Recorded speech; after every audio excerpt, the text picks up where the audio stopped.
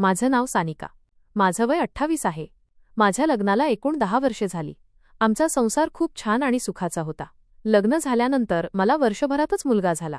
माझ्या संसाराला कोणाची दृष्ट लागली काय माहीत. एके दिवशी त्यांच्या ऑफिसवरून अचानक मला फोन आला. नंतर मला कळले की हार्ट अटॅकमुळे त्यांनी हे जग सोडलं. माझ्या नवऱ्याच्या जाण्याने माझ्या आयुष्यात असं काही होणार होतं याचा मला जराही अंदाज नव्हता. माझ्या नवऱ्याचा लहान भाऊ होता, म्हणजेच माझा दीर. तो लहान होता म्हणून मी त्याला नावानेच हाक मारायची. त्याचे नाव राहुल होते. नवरा गेल्यामुळे मी त्यांच्यासोबत राहत होते, पण त्यांचं सुद्धा लग्न झालेलं होतं आणि त्यांना पण एक मुलगा होता. माझा नवरा जाऊन बरीच वर्षे झाली होती. मला ते सर्व मिळत नव्हते. मी अधुरी होते. मी जरी 28 वर्षाची असले तरी मी दिसायला खूप सुंदर होते.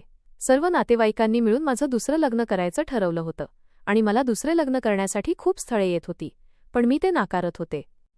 एक दिवस मला माझ्या नवऱ्याची खूपच आठवण आली, म्हणून मी माझ्या रूममध्ये जाऊन बसले आणि खूप रडू लागले.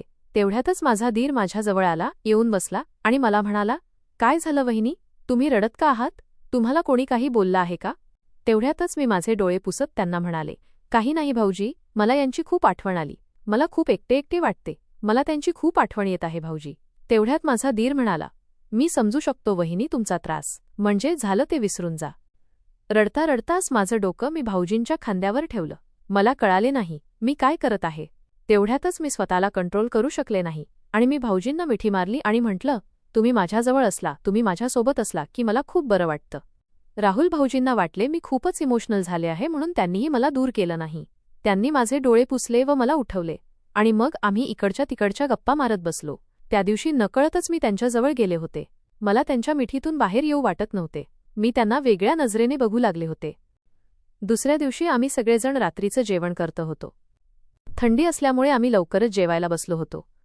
लगभग संध्याकाळचे 7 वाजले असतील. जेवण करत असताना माझ्या जावेला तिच्या माहेरून फोन आला. बोलता बोलता कळलं की तिच्या बाबांची तब्येत बरी नाहीये. काहीतरी सिरियस होतं म्हणून ती लगेचच माहेरी निघून गेली. माहेर जवळच असल्यामुळे राहुल भाऊजी त्यांना सोडून लगेच माघारी आले. माझ्या डोक्यात मात्र दुसरेच काहीतरी चालू होतं. नवरा गेल्यापासून मी खूप अधुरी आणि एकटी होते आणि आता माझी जाऊ पण माहेरी गेली आहे हा विचार करत होते. माझी जाऊ गेली त्या क्षणापासून मी राहुल भाऊजींच्या जवळ जाण्याचा प्रयत्न करू लागले. त्यांना काय हवंय नकोय सतत त्यांच्या आजूबाजूला राहण्याचा प्रयत्न करत होते. त्यांच्याशी बोलायला बघायचे काहीतरी कारण काढून, पण भाऊजी मला त्या नजरेने कधीच बघत नव्हते. भाऊजींनी त्यांना सोडण्यासाठी आपले जेवणसुद्धा पूर्ण केलं नव्हतं. ते आल्यानंतर आम्ही जेवायला बसलो. आमचं जेवण झाल्यावर मी सगळं ओटा स्वच्छ केला आणि जाऊन रूममध्ये झोपले. मला खूप गरमी होत होती म्हणून मी फॅन चालू केला. त्या क्षणी माझ्या अंगावर झुरळ पडले. मी खूपच जोरात ओरडले.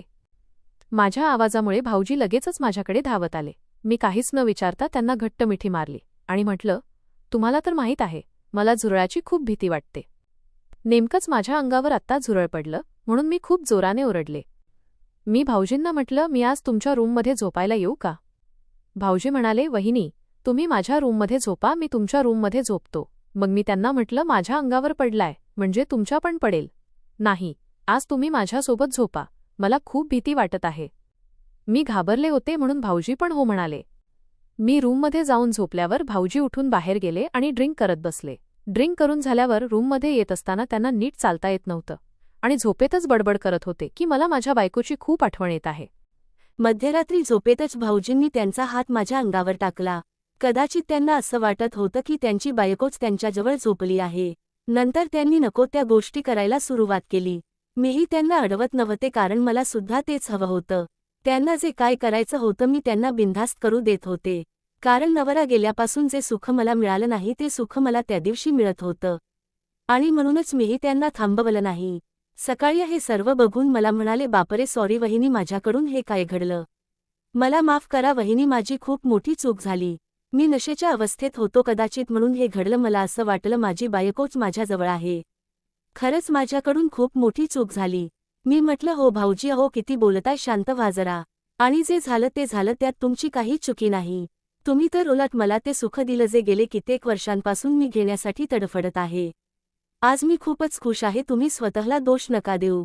आणि भाऊजी तुम्ही घाबरू नका, ही गोष्ट आपल्यामध्येच राहील, ही गोष्ट मी बाहेर कोणाला कळू देणार नाही, त्यामुळे तुम्ही इतके घाबरून जाऊ नका.